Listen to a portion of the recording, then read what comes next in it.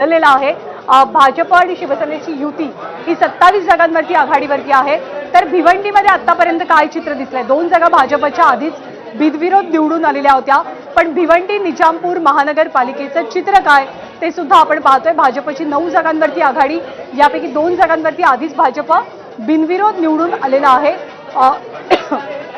इतरांना अजूनही account open नाही करता आले ना, मात्र धुळ्यामधली अपडेट घेऊया। भाजप 9, शिवसेना 2 जागी आघाडीवर, त्यामुळे वेगवेगळ्या ठिकाणचे कल येत आहेत। सोलापूर भाजप 22, शिवसेना 3, काँग्रेस 2, तर तिकडे मुंबई प्रभाग क्रमांक 135 भाजपचे नवनाथ बन आघाडीवर।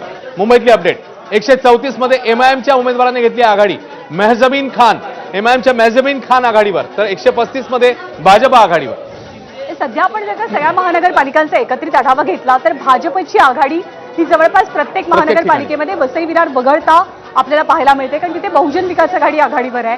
आणि तू मगाशी उल्लेख केलास की मनसे त्यांच्यासोबत आहे, पण मनसे त्यांच्या चिन्हावर, शिट्टीच्या चिन्हावरतीच निवडणूक लढवते। पण मनसेनं अर्थातच आपले 4 उमेदवार तिथे उभे केलेले आहेत। मुंबईमध्ये प्रभाग क्रमांक 135 नवनाथ बन यांची आघाडी, सोलापूरमध्ये भाजप 22, शिवसेना 3 आणि काँग्रेस 2 जागांवर आघाडीवर आहे। तर नवी मुंबईमध्ये भाजप 15 जागांवरती आघाडी घेत असल्याचं चित्र आपल्याला पाहायला मिळतं आहे। तर धुळ्यामध्ये भाजपनं 10 जागांवरती आघाडी घेतली, पण इतर कोणत्याही पक्षानं आतापर्यंत कलांच्या बाबतीत आपलं खातं उघडलेलं नाही। जे आतापर्यंतचे निकाल आपल्या हाती आले त्या निकालांमध्ये सुद्धा भाजप वरचढ ठरत असल्याचं चित्र आहे। इचलकरंजी असो, कोल्हापूर असो, भाजपचा विजय झालेला आहे। 4 नगरसेवकांचा विजय झालेला आहे। नवी मुंबईमध्ये शिंदे आणि नाईक यांच्यात काटेकी टक्कर आपल्याला पाहायला मिळते। नवी मुंबईचे आरोप प्रत्यारोप या निवडणुकीमध्ये अश्विन बऱ्यापैकी गाजलेले होते, मोठ्या प्रमाणात गाजलेले होते। आणि हीच नवी मुंबईची निवडणूक, नवी मुंबई महानगरपालिकेवरती झेंडा कुणाचा फडकणार याची कमालीची उत्सुकता आहे। इचलकरंजीची लढत जी आहे, पहिला निकाल जिथून हाती आला त्या इचलकरंजीमध्ये काय घडतं आहे? 10 जागांवरती भाजपची आघाडी, भाजपचे 4 उमेदवार नगरसेवक हे आधीच विजयी झालेले आहेत। तर इतर वगळता अन्य कोणत्याही पक्षानं इचलकरंजीमध्ये खातं उघडलेलं नाही किंवा कलांच्या बाबतीत सुद्धा आघाडी घेतलेली नाही।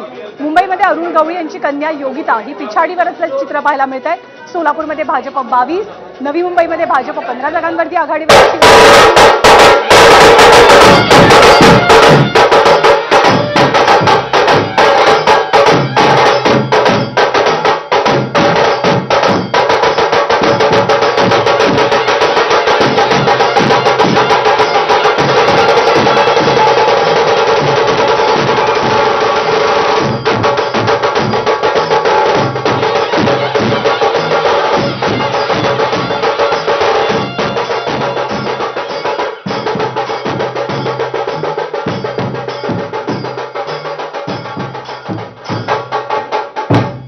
हे ढोलताशे भिवंडीसाठी वाजलेले आहेत। प्रभाग क्रमांक 17 मधनं भाजपचे 3 उमेदवार विजयी झालेले आहेत। मुंबई वगळता सगळ्या ठिकाणी ही प्रभाग पद्धतीची निवडणूक आपल्याला पाहायला मिळाली। 28 महानगरपालिकांमध्ये भिवंडीच्या प्रभाग क्रमांक 17 मधनं भाजपचं पॅनल विजयी झालेलं आहे। 3 उमेदवारांना विजय मिळतोय। तर मीरा भाईंदरमध्ये तासाभरानंतर मतमोजणीला सुरुवात झाली आहे, त्यामुळे यावेळेला अगदीच दीड तासामध्ये आकडे समोर येतील असं चित्र पाहायला मिळत नाही। नवी मुंबईमध्ये शिंदे आणि नाईक यांच्यात काटेकी टक्कर पाहायला मिळते। शाब्दिक युद्ध मोठ्या प्रमाणात रंगलं, पण मतांच्या युद्धामध्ये कोण जिंकणार हे पाहावं लागेल। अकोल्यामध्ये ईव्हीएम मध्ये काहीसा तांत्रिक बिघाड झालेला आहे आणि त्यामुळे अकोल्याची मतमोजणी सुद्धा संथ गतीनं सुरू आहे। भिवंडी निजामपूर महानगरपालिका भाजप 9, पण इतर कोणत्याही पक्षानं आपलं खातं उघडलेलं नाही। इथे भाजपचे प्रभाग क्रमांक 17 मधनं 3 उमेदवार विजयी झालेले आहेत। वसई विरारमध्ये भाजप 25 तर बविया 85 जागांवरती आघाडीवर आहे, त्यामुळे बहुजन विकास आघाडी ही एक प्रकारे स्वीप करताना दिसते। बरोबर सध्याच्या घडीला सुरुवातीचे कल आहेत, पण मनसे त्यांच्या बरोबर आहे आणि स्वीप करताना दिसते सध्या तरी वसई विरारमध्ये। भिवंडी प्रभाग क्रमांक 9 मधून काँग्रेसचे 4 उमेदवार जिंकले आहेत। भिवंडीतली अपडेट प्रभाग क्रमांक 9 काँग्रेसचे 4 उमेदवार भिवंडीमध्ये विजयी, काँग्रेसने तिकडे 4 उमेदवारांनी त्यांचा विजय मिळवलेला आहे। भिवंडीतली अपडेट एकूण 4 उमेदवार प्रभाग क्रमांक 9 मधून काँग्रेसचे जिंकलेले आहेत। भिवंडीची ही अपडेट पॅनल तिथून निवडून आलेलं आहे, कारण संपूर्ण पॅनल विजयी झालाय प्रभाग क्रमांक 9 मधनं। भिवंडीमधनं 2 निकाल समोर आलेत। पहिला निकाल होता तो भाजपच्या बाजूनं आणि दुसरा आता काँग्रेसच्या बाजूनं। कोल्हापूरमध्ये सुद्धा भाजप आणि काँग्रेस यांच्यामध्ये तुल्यबळ लढत आपल्याला पाहायला मिळते। वसई विरारमध्ये बहुजन विकास आघाडीनं आघाडी घेतलेली आहे। नवी मुंबईत काय होते याची सुद्धा उत्सुकता आहे। उल्हासनगरमध्ये 5 जागांवरती भाजपची आघाडी आहे. शिंदेच्या शिवसेनेची 3 जागांवरती, पुण्यामध्ये 32 जागांवरती भाजपनं आघाडी घेतली तर राष्ट्रवादीनं 10 जागांवरती. त्यामुळे पुण्यामधली राष्ट्रवादी विरुद्ध भाजप या लढतीत भाजपची सध्या सरशी होताना आपल्याला चित्र दिसतंय. मुंबईची 46 जागांचीच मतमोजणी सुरू आहे. त्यामुळे मुंबईत भाजप 14 आणि शिवसेना 13 अशी जागांची आघाडी आहे युतीची. तर ठाकरे 8, मनसे 5 आणि काँग्रेस 5, 27-13 हे चित्र आहे मुंबई महानगरपालिकेमधलं 46 जागांसाठीचं. वसई राष्ट्रवादी या लढतीत भाजपची सरशी होताना आपल्याला चित्र दिसतंय.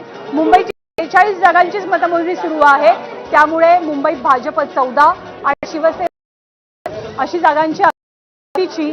तर ठाकरे 8, मनसे 27 आहे मुंबई महानगरपालिकेत 46 जागांसाठीचं. वसई विरारमध्ये बवियाची आघाडी अजूनही कायम आहे. पुण्यामध्ये भाजपची आघाडी वाढली आहे. 38 जागांवरती भाजपनं आघाडी, 38 जागांवरती पुण्यातली आघाडी आपली टिकवून आहे. राष्ट्रवादीनं 10 जागांवरती आघाडी घेतली आहे.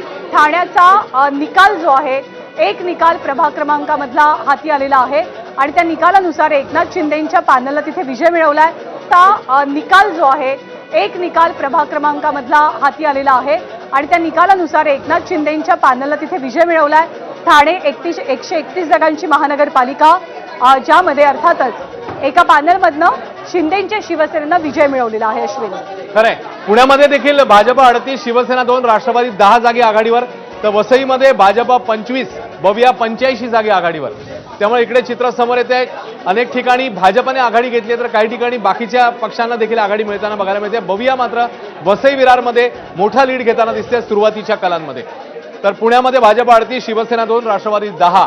त्यामुळे नवी मुंबईत मात्र नाईक आणि शिंदे यांच्यामध्ये अत्यंत चुरशीची लढाई, काटेकी टक्कर. नवी मुंबईतलं चित्र, नवी मुंबईतली आकडेवारी आता आपल्या समोर येईल. मात्र एकनाथ शिंदे आणि त्यासोबतच गणेश नाईक यांची आघाडी, तिकडे मुंबई नाईक यांची आघाडी, तिकडे मुंबई प्रभाग क्रमांक 165 नवाब मलिकांचे बंधू कप्तान मलिक पिछाडीवर. 165 प्रभाग क्रमांक, नवाब मलिकांचे बंधू कप्तान मलिक पिछाडीवर आहेत.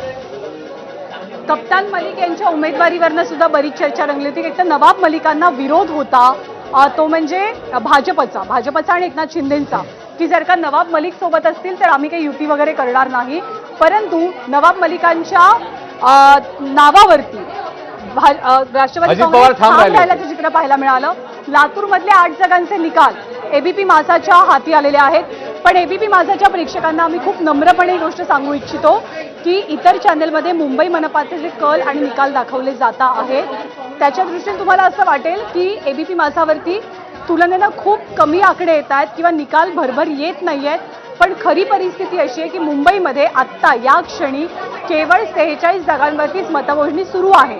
जर 46 जागांची मतमोजणी सुरू असेल तर आघाडी ही 46 जागांच्या पुढची एखाद्या पक्षाची कशी पाहायला मिळेल, हाच खरं तर प्रश्न आहे. आणि त्यामुळे मुंबईचे सगळ्यात विश्वासार्ह, अचूक आणि वेगवान निकाल आपण एबीपी माझावरतीच बघू शकताय.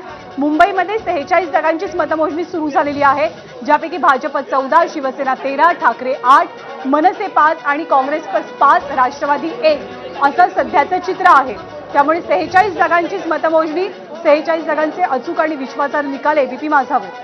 खरं आहे. आता आकडेवारी समोर येते लातूरमधली, कारण लातूरमध्ये आपण बघितलेलं होतं ज्ञानदा, तिकडे एक वक्तव्य आलेलं होतं रवींद्र चव्हाणांचं आणि त्याच्यानंतर नेमकं काय सूर उमटणार मतदारांचा पाहणं महत्वाचं होतं. लातूरची आकडेवारी आपल्याला बघायची आहे.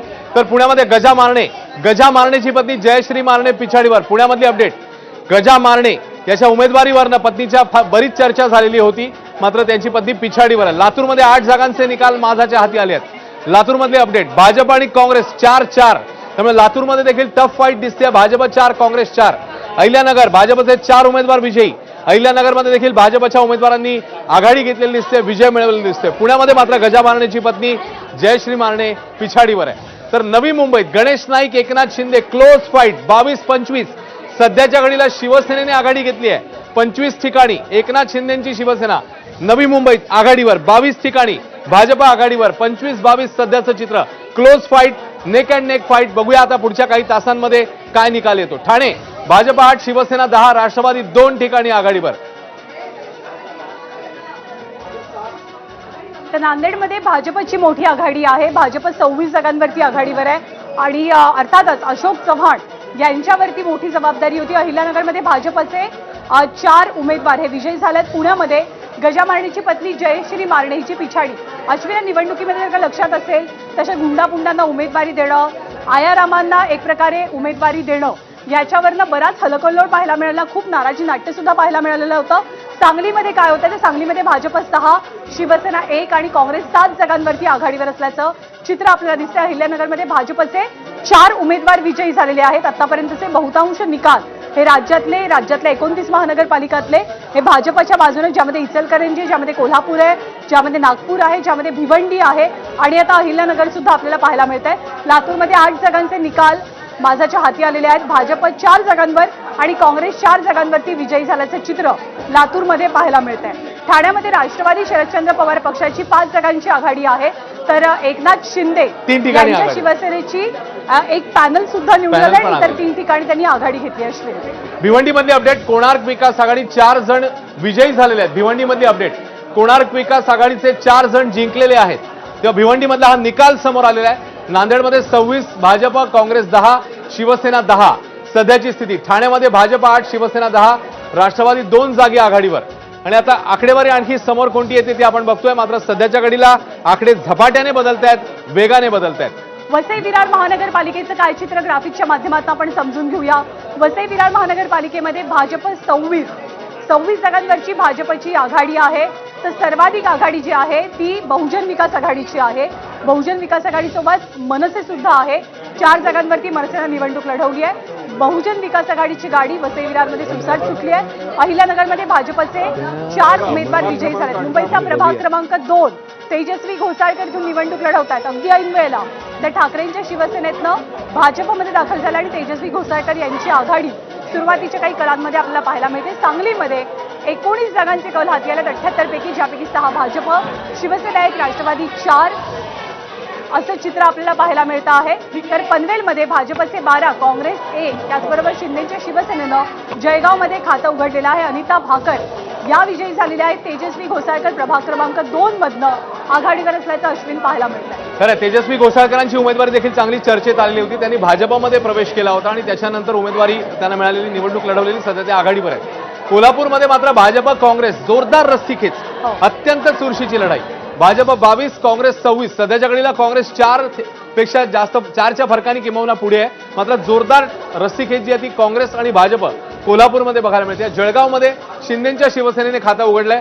अनिता भाकर जिंकलेल्या आहेत. जळगाव या ठिकाणची आपल्याला अपडेट येते. प्रभाग क्रमांक 2 मुंबईतली अपडेट, तेजस्वी घोसाळकर आघाडीवर.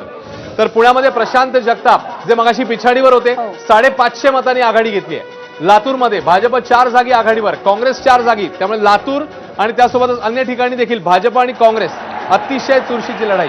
तर पिंपरी चिंचवड भाजप 31 जागी आघाडीवर. पिंपरी चिंचवडमध्ये मात्र भाजपने जोरदार मुसंडी मारलेली दिसते. 31 ठिकाणी भाजप आघाडीवर. तर जळगावमध्ये शिंदेच्या शिवसेनेने खातं उघडलंय. पुण्यामध्ये भाजप 37 ठिकाणी आघाडीवरती आहे. तर पिंपरी चिंचवडमध्ये 31 जागांवरती भाजपची सध्याची तिथे सत्ता आहे.